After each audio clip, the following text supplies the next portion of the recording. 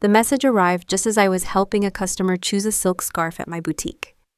"I'm leaving you. Riley and I are moving to Miami. I've already emptied our joint account. Haha." 4 short sentences from Connor, my husband of 12 years, detonated our marriage with the casual cruelty of a man who thought he was untouchable. But my hands didn't shake, nor did my voice tremble as I thanked Mrs. Carter and wrapped her purchase in our signature silver paper. Only a slight tightening around my eyes betrayed the chaos unfolding inside me. As the door closed behind Mrs. Carter, I typed my reply. "Good luck." Connor probably pictured me crumbling in tears while he celebrated his grand exit. But instead, I calmly locked up my boutique. The signs had been there for months: late nights at work with paychecks that didn't add up, sudden password changes, an eagerness to reclaim his youth with new clothes and daily gym visits. At 45, Connor had started using slang that made him sound ridiculous. He thought it made him seem young. I saw it as a midlife crisis spiraling out of control. 3 months earlier, I'd found a dinner receipt for 2 at an upscale restaurant on a night he'd claimed to be working late. That evening, I quietly opened a separate savings account and began transferring my personal funds, determined to protect what I had built. A week later, when he suggested merging our accounts to simplify things, I smiled and agreed, leaving just enough money in the joint account to avoid raising suspicion. Meanwhile, I kept meticulous records of every suspicious transaction, adding each new slip to a growing file of evidence. My phone buzzed again. "Don't bother begging, Emily. Riley and I leave tomorrow. I'll send someone for my things." Riley, the new receptionist at Connor's office, had giggled too loudly at his jokes during the Christmas party, touching his arm when she thought no one was looking. She was young enough to be his daughter, naive enough to believe she was special. I didn't text back. Instead, I called my lawyer, Miss Reese, the one I'd quietly consulted months ago. "It's time," I said calmly. "He's made his move." "The paperwork is ready," Ms. Reese replied. "Shall I have him served in Miami?" "No rush," I answered, a small smile curling my lips. "Let him think he's already won." The next morning, as dawn filtered through the curtains of my bedroom, in the house I had inherited from my grandmother, still solely in my name, despite Connor's many suggestions to add him to the deed. I sat down with a cup of coffee and reviewed the growing folder of evidence. Each bank statement, each hotel receipt, each late-night text message was another nail in the coffin of Connor's imagined victory.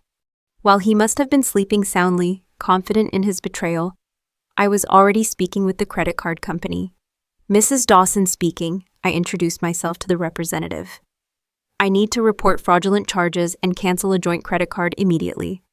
"Of course, ma'am. Could you describe the charges?" "Yes," I replied, reading from the fresh notifications. 2 first-class tickets to Miami purchased this morning, hotel bookings at the Royal Palm. And I'd like to remove my husband, Connor Dawson, as an authorized user effective immediately. "Do you have documentation of the fraud?" the representative asked, her tone professional but tinged with something like quiet satisfaction.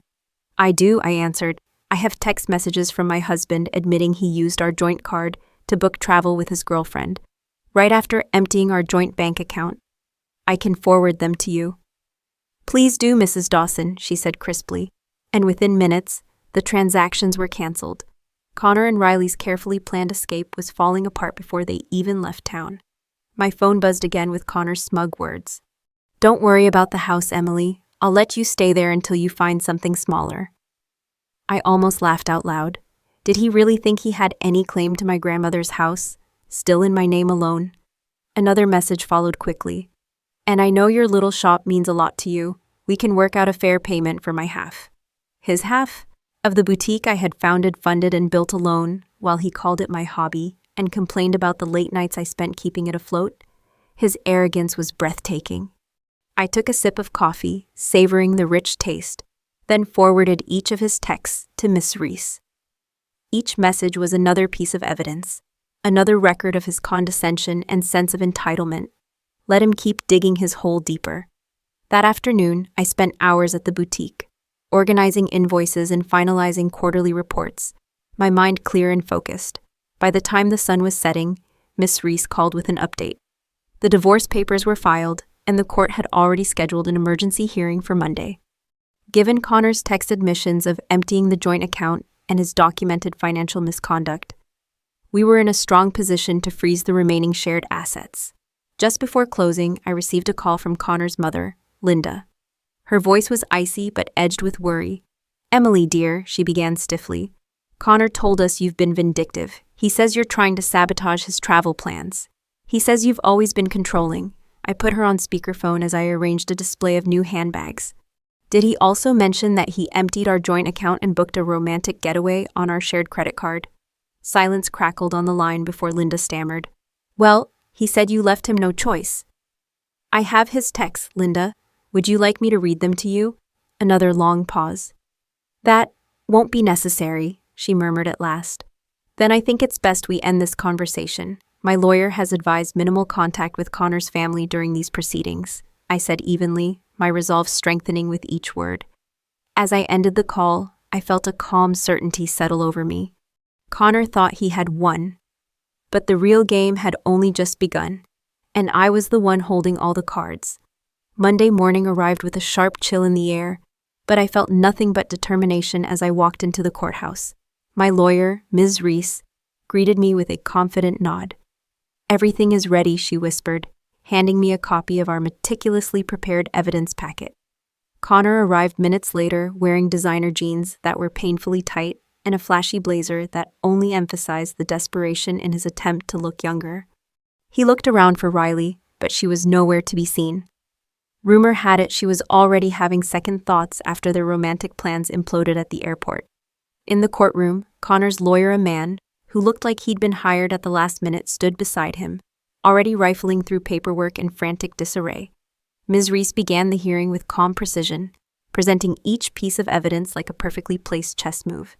Copies of Connor's texts bragging about emptying our account, receipts for suspicious expenses, documentation of my separate business finances, and the deed to my grandmother's house, which had never included his name. "Your Honor," Ms. Reese said firmly, "Mr. Dawson's own words show premeditated financial misconduct.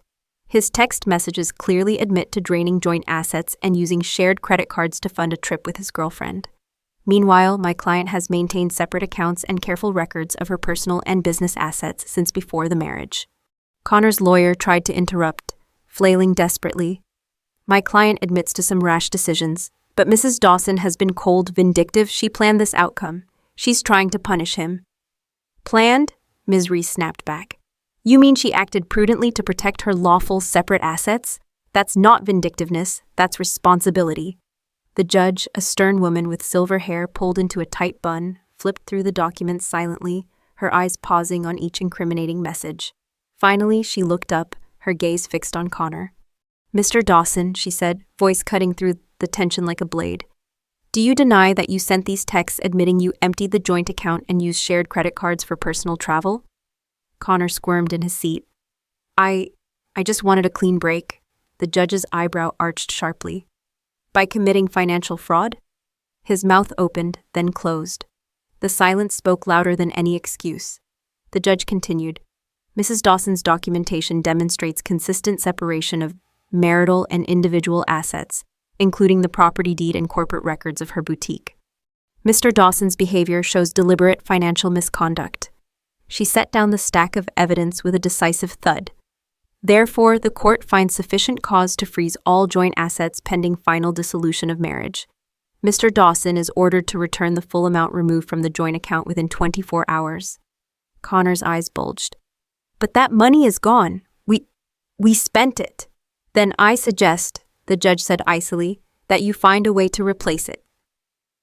Connor's lawyer tried one last desperate angle.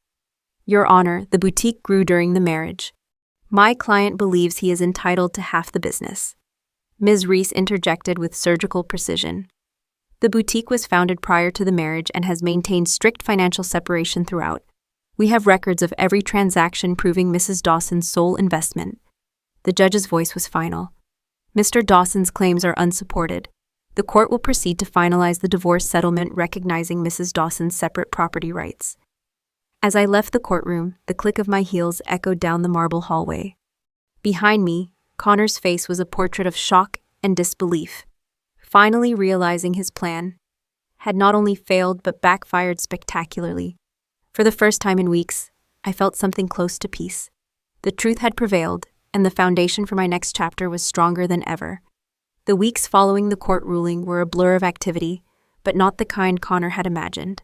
While he scrambled to replace the money he'd stolen and failed, I focused on growing my boutique. Orders from my online store doubled as word of my situation spread. Customers came in not just to shop, but to offer words of support. Many of them women who shared stories of men who underestimated them, who thought they'd simply break. Meanwhile, Connor's life unraveled in slow motion.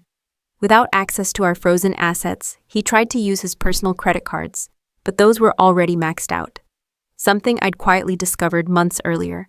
He and Riley, his once so confident young girlfriend, were spotted by acquaintances staying in a cheap motel near the airport. Rumors spread quickly. The glamorous Miami escape had turned into nights in a dingy room with flickering lights and stale vending machine snacks. At the boutique, business was booming. Local bloggers wrote about my story, not as a tale of heartbreak, but as an inspiring example of a woman who protected what she'd built. Each new article brought more customers through the door. I hired 2 new employees, expanded our handbag line, and began plans for a second store location. Every success felt like reclaiming a piece of myself Connor had tried to steal. His family, once so quick to believe his sob stories, started reaching out carefully at first, then with growing shame.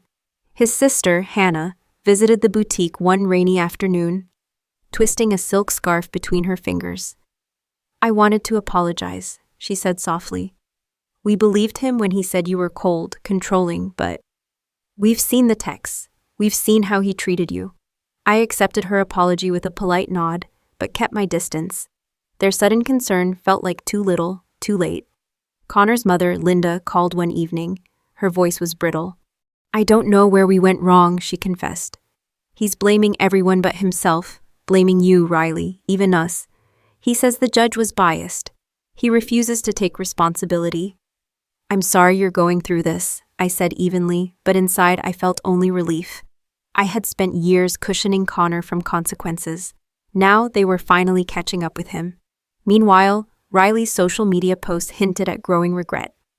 Gone were the excited selfies. Instead, cryptic messages about mistakes and lessons learned appeared. Friends told me she'd broken things off after realizing Connor had no money, no prospects, and no plan beyond his childish fantasy of starting over. My lawyer, Miss Reese, kept me informed of Connor's increasingly desperate legal moves. He filed motion after motion trying to challenge the divorce settlement, each one swiftly denied by the judge. His arguments grew more absurd.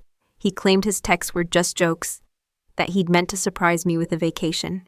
The judge's patience wore thin, eventually ordering him to pay my court costs after yet another failed petition. By the time I signed the lease for my second boutique location, I heard that Connor had moved back into his childhood bedroom at his parents' house. He was 45 years old, unemployed, with a reputation in the local business community as a man who gambled away his marriage. One evening, I stood alone in my boutique after closing, the quiet humming with possibility. I poured a glass of champagne and raised it to the framed screenshot of Connor's first cruel text. "Have fun with your little shop." I smiled, the words now powerless, mere proof of how far I'd come and how far he had fallen.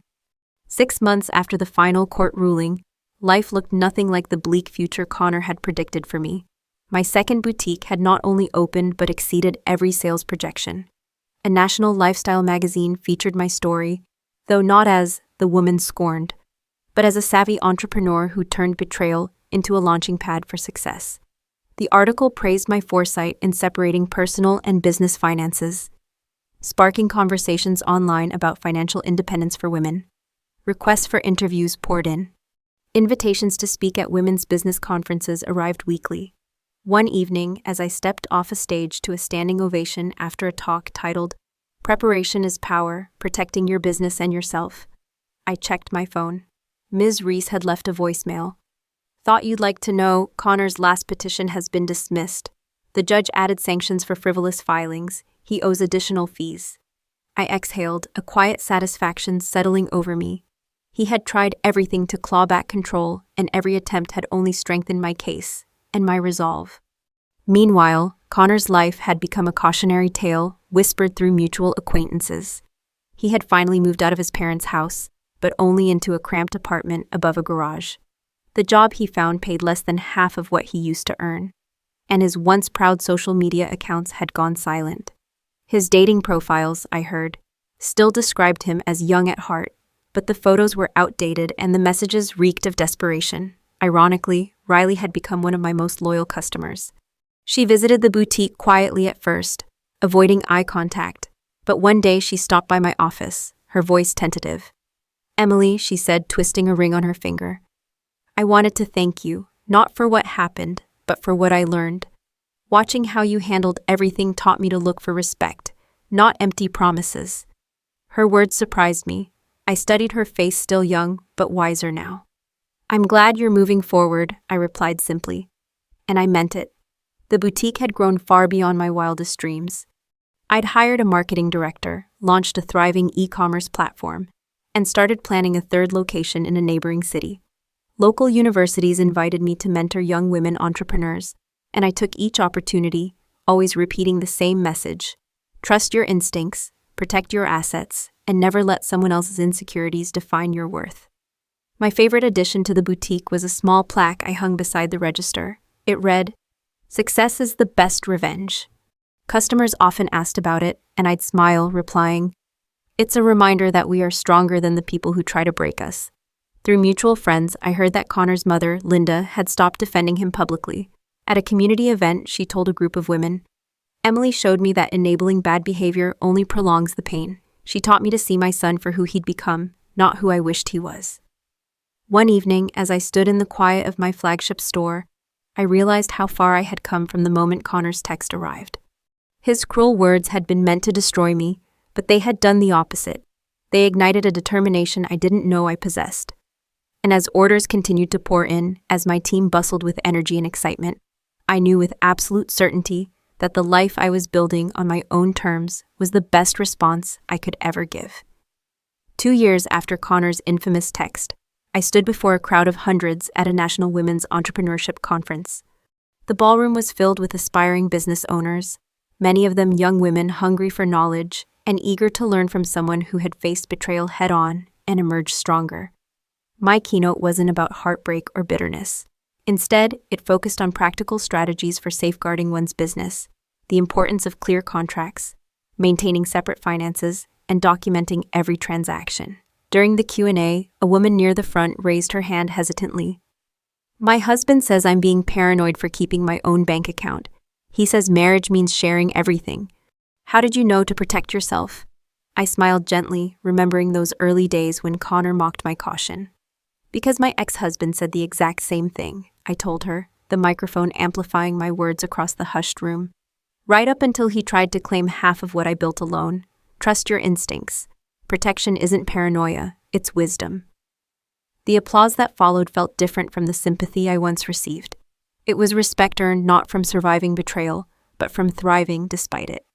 Back in my office days later, I reviewed plans for my 5th boutique location, the flagship store in a bustling downtown shopping district. My company now employed over 30 people, many of them single mothers or young women eager to learn business skills. We offered workshops on financial literacy, marketing, and negotiation. Everything I wished I'd known when I was starting out. Occasionally, gossip about Connor still reached me. I heard he'd lost his job after a restructuring at his company. His attempts at online dating had failed miserably, and his social media profiles had become graveyards of outdated photos and self-pitying captions.